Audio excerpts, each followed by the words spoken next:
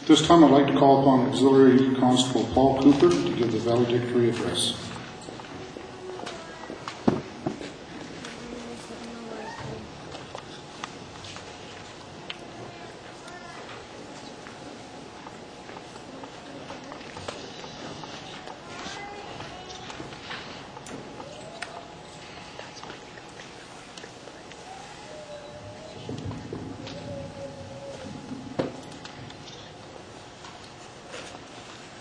Good afternoon, Superintendent Robinson, Inspector Copan, Inspector Smee, Councilman Hutterman, and Mayor French. And welcome family and friends to the graduation ceremony of Auxiliary Troop Constable Troop Number 1. Off to a rough start. My name is Auxiliary Constable Paul Cooper, and I was bestowed the honor of giving the valedictorian speech to our troop. Actually, a lesson learned: never leave the room when the troop is about to discuss nominations for anything. A year ago, a group of strangers for the first time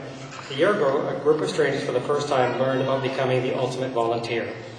This very diverse group included the dental hygienist, a paramedic, a cabinet maker, an RCMP dispatcher, just to name a few.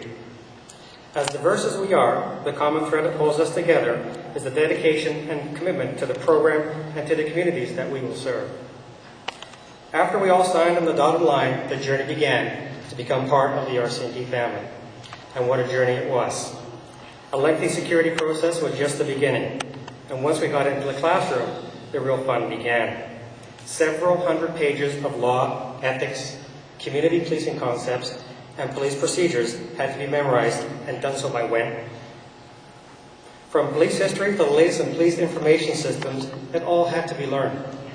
With a midterm exam just before Christmas and a big final exam in January, we must have been very popular participants during the Christmas festivities, as we locked ourselves away, studying, memorizing, quizzing ourselves, and wondering if one had the power of arrest and the right to search departing guests for leftovers.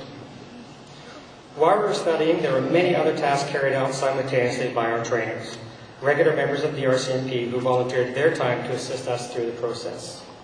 Constable Kim Farland, our coordinator, aka Mother Hen, has had the enormous task of leading us through the training and letting us lead ourselves, a little bit like herding cats. I know how much she just loved putting clothes in her bags and the boots and the belts in the right places too. Without Kim, there would be a few of us here today without pants and boots that are 2 sizes too small. I will never forget the look of incredulous disbelief on Kim's face as she watched us practice drill for hours on end. I'm positive she was thinking, how can they possibly be so bad? I mean, you seem like nice people. I'm not sure how you made it through, Kim, but thank you very much. And next, we simply can't forget to mention Corporal Keith Horwick, who provided our training for police defensive tactics and vehicle stops. Keith would gather us around the whiteboard, back there as a matter of fact, for a little bit of theory before we broke off to practice handcuffing and tactical repositioning.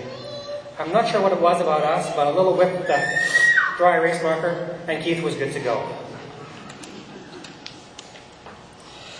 Now, Staff Sergeant Major David Field, our drill instructor. What can I say? The sir obviously epitomizes the Mounties' stoic dedication to duty and purpose.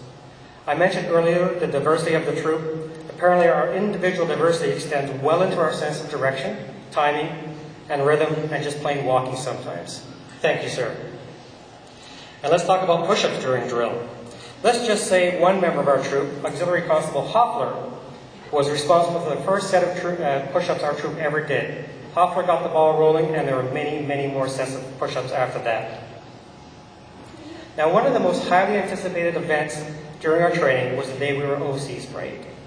We really gelled as a troop that night as we cleaned each other's snotty noses, weeping eyes, and held the hands of our blinded troop mates, encouraging them to pry open their eyelids, all the while ensuring them that they will not die. And just when you think it's over, you get to relive the entire experience in the shower at home. It's the irritant that keeps on giving. Now, the purpose of the Auxiliary Constable program is to strengthen community and police partnerships within the communities of Chilliwack, Hope, and Boston Bar.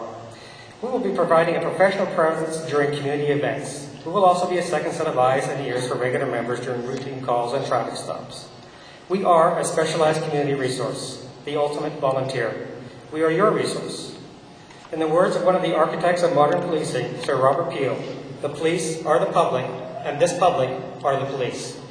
Honored guests, family, and friends, please welcome the graduates of Auxiliary Troop Number 1.